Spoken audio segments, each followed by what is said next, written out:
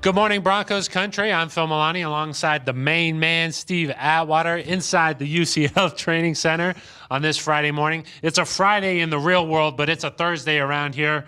Playing on Monday night, this whole schedule moved forward a little bit, but it'll be our last one of the week. Steve, this is going to be an emotional game for Jamal Charles, huh? Heading back to KC. Yeah, a very emotional game.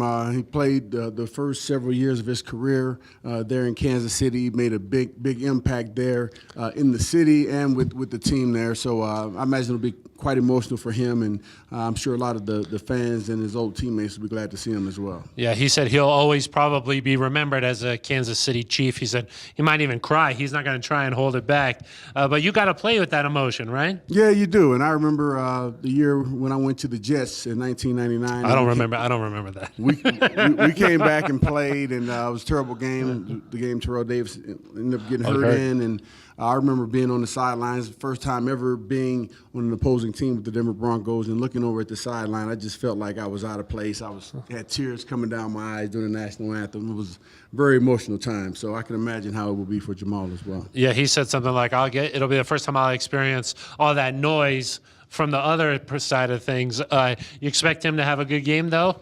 I do. I expect him, really our entire offense, to have a good game. I think they've gone back, looked at some of the things we've been doing wrong or improperly, and I think that we're going to be ready to go, fired up. And that's one of the biggest things. I think we got to play with a little bit more passion on the offensive side of the ball, and I think most definitely on Monday night they're going to come out and do that. All right, this is the last one of this for the week, so what's a good thought to leave us with here? A good thought to leave us with is offense, a good visual in your mind is offense being effective running the ball, and that opening up for passes to get DT and the other receivers, Cody Latimer's back, Benny Fowler, get those guys involved in the passing game as well. It'll be important to start hot, too, just to take that crowd out of it, maybe. Yeah, the crowd's going to be extremely loud, so anything we can do to quiet them down. And really the only way the teams have beaten them is by really having a run game and then controlling the clock somewhat. Because if they're controlling the clock, they make big plays on offense,